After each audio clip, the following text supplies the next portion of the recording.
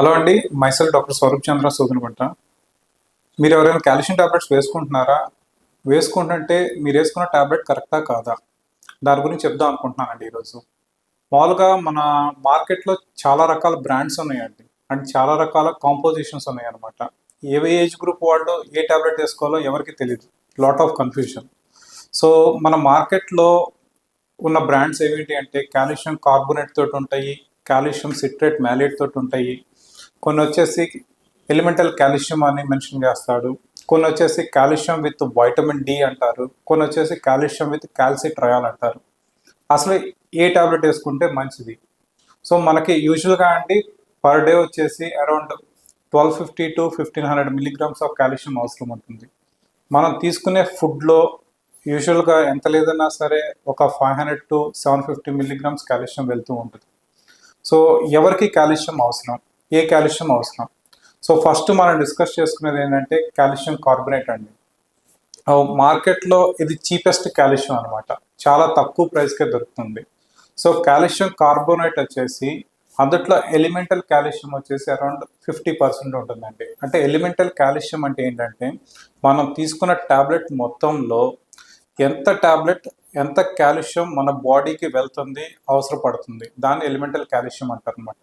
So ఇప్పుడు 1000 mg కనుక calcium carbonate తీసుకుంటే అందుట్లో 500 mg వచ్చేసి ఎలిమెంటల్ కాల్షియం, అంటే మన బాడీకి అవసరపడేది, మన బాడీ బ్లడ్లోకి వెళ్ళి అవసరానికి ఉపయోగపడేది ఎలిమెంటల్ కాల్షియం వచ్చేసి 500 mg అనమాట. సో ఈ కాల్షియం కార్బోనేట్లో ప్రాబ్లం ఏంటంటే ఈ టాబ్లెట్ వేసుకున్న వాళ్ళకి కడుపులో బ్లోటింగ్ లాగా వచ్చింది అనమాట.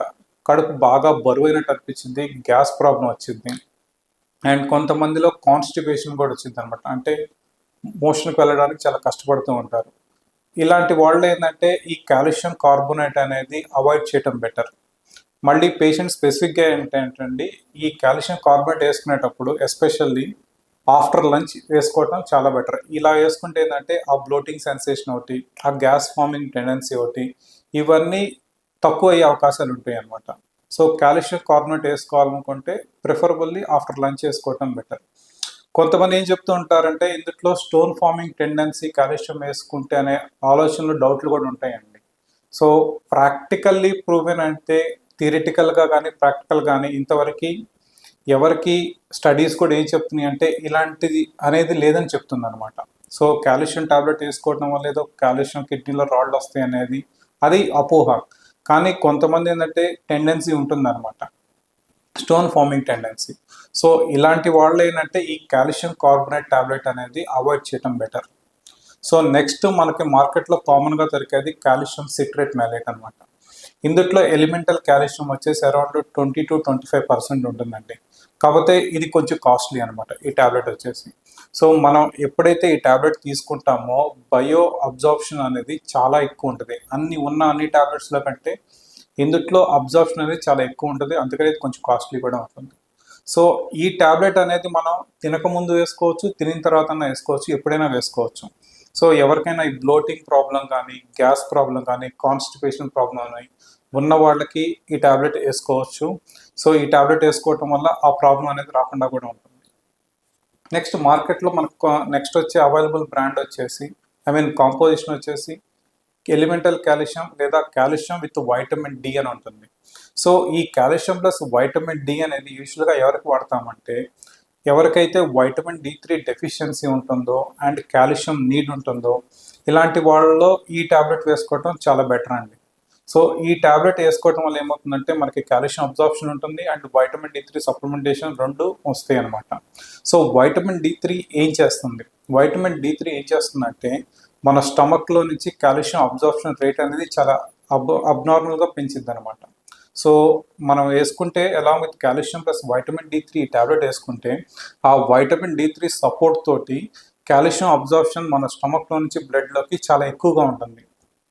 ఎవరికైతే వైటమిన్ D3 లెవెల్స్ తక్కువ ఉంటాయో అండ్ ఎస్పెషల్లీ ప్రెగ్నెంట్ ఉమెన్ వాళ్ళకి అండ్ ఇంట్లో కూర్చొని వర్క్ చేసేవాళ్ళు, బయట ఎక్స్పోజ్ అవ్వకుండా ఉండే వాళ్ళకి, వీళ్ళకి ఈ calcium plus vitamin D3 tablet వేసుకోవటం బెటర్.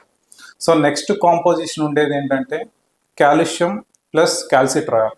కాల్సిట్రయాల్ అనేది ఏంటంటే వైటమిన్ D3లో యాక్టివ్ ఫామ్ అనమాట.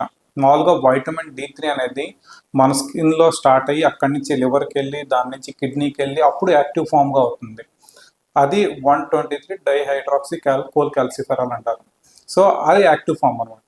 సో ఆ యాక్టివ్ ఫామ్ అనే దాన్ని క్యాల్సిట్రయాల్ అంటారు. సో ఈ క్యాల్సిట్రయాల్ అనేది విత్ కాంబినేషన్ ఆఫ్ కాల్షియం యూజువల్గా అందరిలో వాడమండి. ఎవరైతే కిడ్నీ ప్రాబ్లం ఉంటుందో వాళ్ళకి active form of vitamin D3 అనేది కిడ్నీలో ఫంక్షన్ అవ్వదు. అందుకని చెప్పి వీళ్ళకి సప్లిమెంటేషన్గా ఈ క్యాల్సిట్రయాల్ ఇస్తాం. సో కిడ్నీ ప్రాబ్లం ఉన్న వాళ్ళకి, సివియర్లీ ఆస్టియోపోరోసిస్ ఉన్న వాళ్ళకి, especially 60 years above, post menopause అంటే నెలసరి అయిపోయిన ఆడవాళ్ళకి, అలాంటి వాళ్ళలోనే ఈ కాల్షియం ప్లస్ క్యాల్సిట్రయాల్ కాంబినేషన్ టాబ్లెట్స్ వాడుతూ ఉంటాం. అందరిలో వాడాల్సిన అవసరం అసలు లేదు. సో కొన్ని ఉంటాయండి. ఇంకోటి కాల్షియం టాబ్లెట్స్తో పాటు జింక్ అని, పొటాషియం అని, మెగ్నీషియం అని ఉంటాయి.